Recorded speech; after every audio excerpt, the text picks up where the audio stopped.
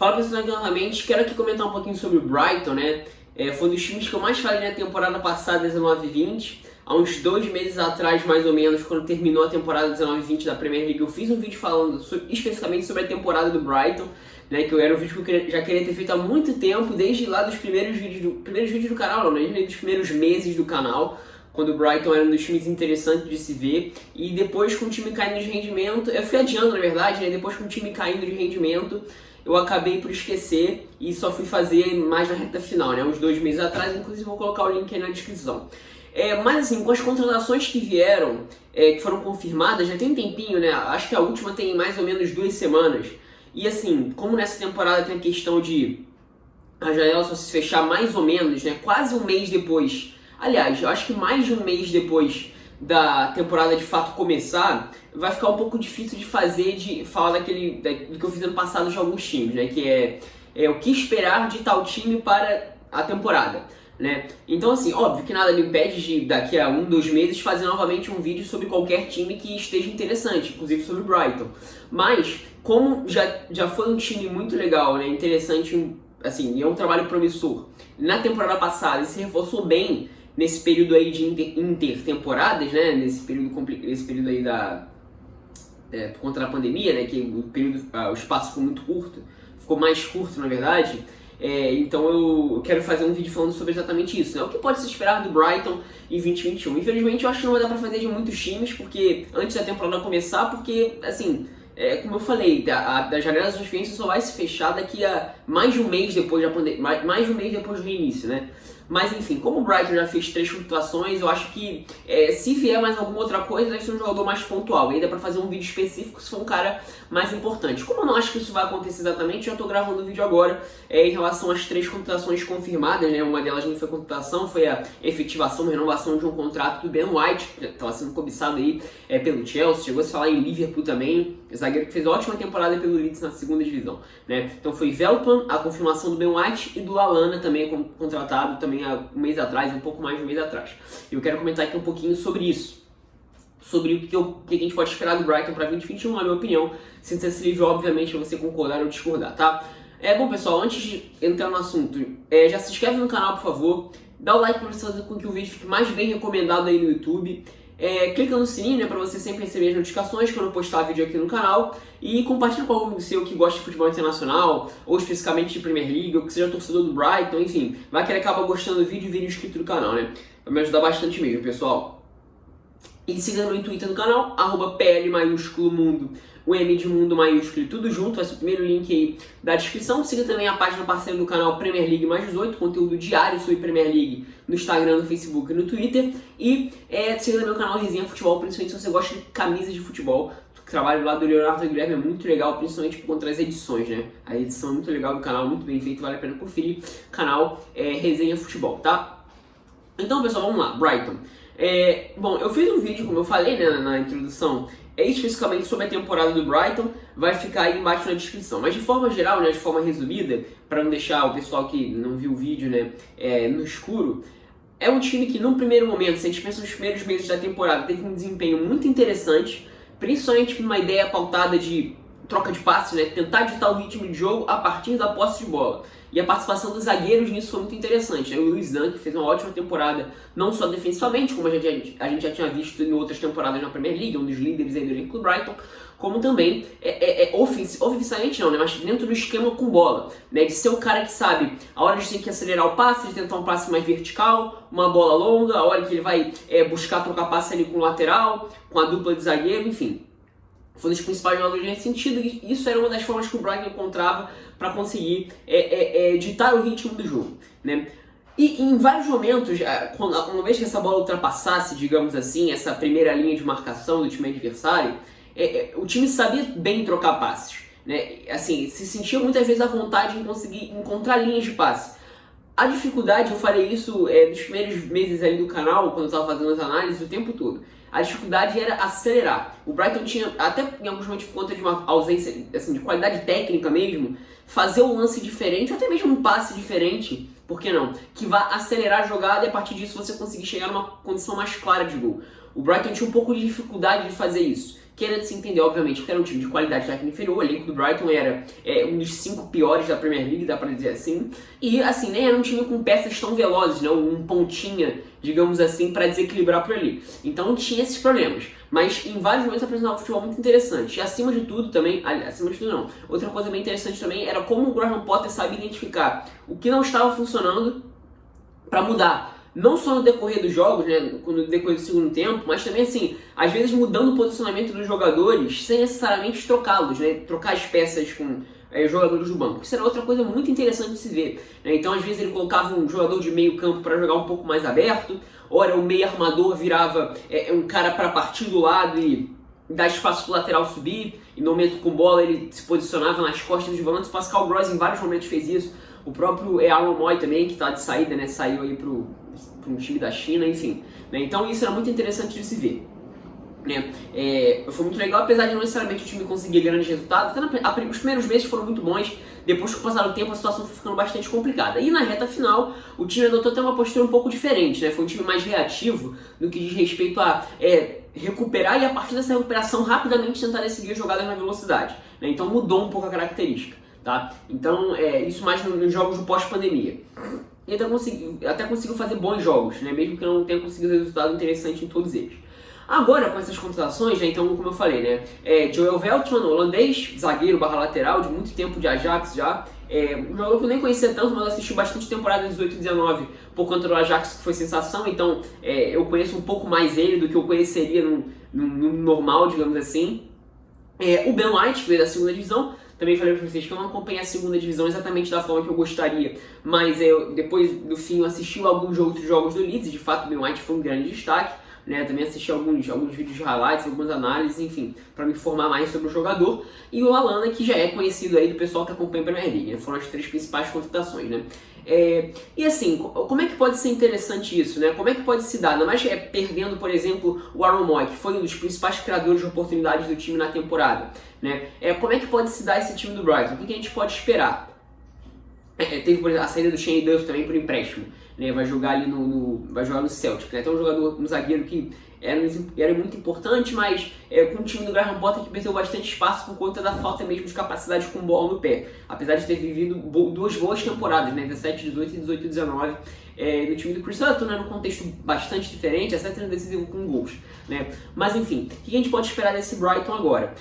Assim, como eu falei, uma das principais dificuldades do time, na minha opinião, era conseguir acelerar jogadas quando chegava numa faixa um pouco mais perigosa, né?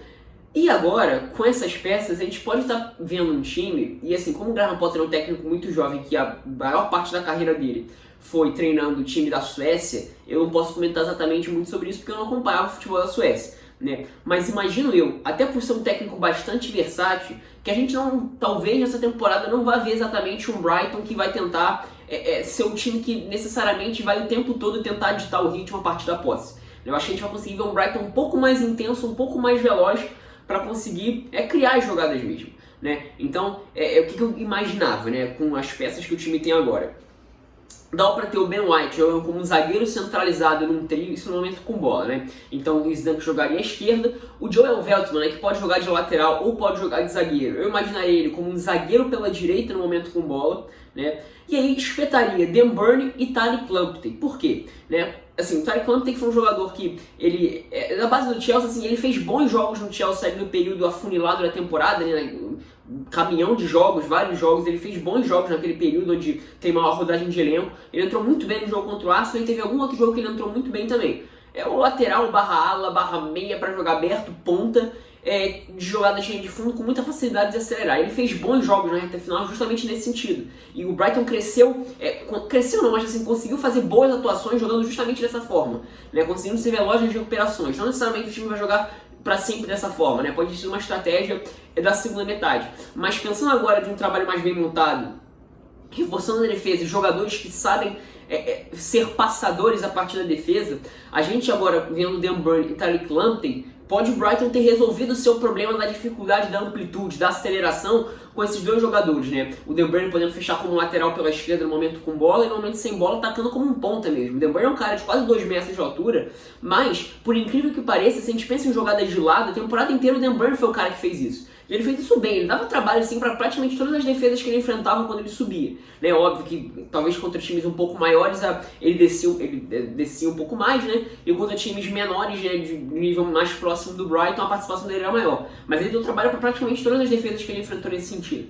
Então, tendo ele por um lado, né, pelo lado esquerdo e o Lamptey pelo lado direito, você consegue ter a amplitude que o Brighton, a amplitude, a velocidade, né, que o Brighton teve muita dificuldade de obter em alguns momentos, pelo menos na minha opinião, na primeira metade, né? E óbvio que de forma diferente, porque a gente está falando de um esquema diferente, né? Aí por dentro, as opções para jogar por dentro agora, né? Tem o Stephens, Davi Pröpper e Bissouma. Com o crescimento do Bissouma na reta final, tem um jogador que demorou a se consolidar e jogar no nível melhor, assim, ele é um jogador com bom recurso, mas assim, ele demorou de fato a ser um cara confiável no time, né? E ele fez uma reta final muito boa de temporada também no pós-pandemia. Então eu imagino uma dupla com o Davi Pröpper, que é um cara, na minha opinião, que até poderia ter tido um futuro um pouco melhor na carreira, com todo respeito ao Brighton, claro, jogando ele ao lado do Bissouma. Então você vai ter a capacidade física de pegação por dentro, principalmente o Bissouma, um cara mais intenso. O Pröpper também consegue fazer essa função, apesar de ser um cara um pouco mais pesado. Mas assim, também com muita capacidade de sair jogando, principalmente o Pröpper, né? Capacidade de armação, do passe de mais qualidade. O Bissouma também é um cara com recurso para carregar, enfim, pode ter um meio campo bem equilibrado nesse sentido. À frente desse meio campo, eu estava pensando no meia de ligação, sendo o Lallana, né? O Lallana funcionando aí como esse meia de ligação, que assim, o Lallana de fato assim, é um jogador que há um bom tempo não consegue exatamente jogar no alto nível, né? Ele até perdeu bastante espaço com o Klopp, quando o time de fato se consolida, o Liverpool do Klopp se consolida como um time de ponta no futebol mundial, um time de altíssimo nível, né? E o Lallana perdeu espaço, talvez até porque não fosse exatamente um jogador intenso que fizesse sentido dentro do que o Klopp assim, pensava, mas assim, ele até das duas primeiras temporadas do Klopp, 15, 16, 16, 17, o Lallana fez duas boas temporadas, principalmente a segunda, 16, 17, né? Ora partindo da direita, ora jogando um pouco mais por dentro. Ele é um jogador com recurso técnico, com boa capacidade criativa, ele é um cara intenso. Talvez não necessariamente na rotação que o Klopp precisa, mas talvez porque o Brighton precisa, um cara para conseguir ali incomodar a saída de bola e dar opção de passe o tempo todo, ele pode ser interessante dentro da realidade do Brighton, né, do que o Brighton almeja, né? E assim, qualidade técnica, assim, recurso com bola, capacidade de enxergar a linha de passe, ninguém duvida de que o Lallana ainda tenha isso, né? Por mais que ele tenha sido um cara de estilos bastante diferentes na carreira, né? Ele já jogou como um cara em alguns momentos para receber um pouco mais na frente, né? Para em vários momentos também fazer a função do jogador sem bola. Enfim, acho que ele pode encaixar bem no Brighton jogando como esse meio de ligação, né? Seria o cara com maior capacidade de fato, ou de receber essa bola nas costas dos volantes, a partir disso tentar um passe, ou mesmo assim, fazer essa movimentação que engana de fato essa última linha de marcação adversária, dando espaço para os dois atacantes definirem ou brilharem mais, né? Digamos assim, que são Trossard e Maupay, na minha opinião, uma das duas grandes contratações dessa temporada, óbvio, dentro da realidade dos seus respectivos clubes, né? Maupay e Trossard, né? O Trossard teve, como eu falei no vídeo especificamente sobre as melhores contratações, teve uma dificuldade de ser um jogador regular, mas era um jogador com mais capacidade de desequilíbrio, né? Principalmente nos momentos que o Brighton precisava. Eu até achava isso um pouco curioso, mas enfim.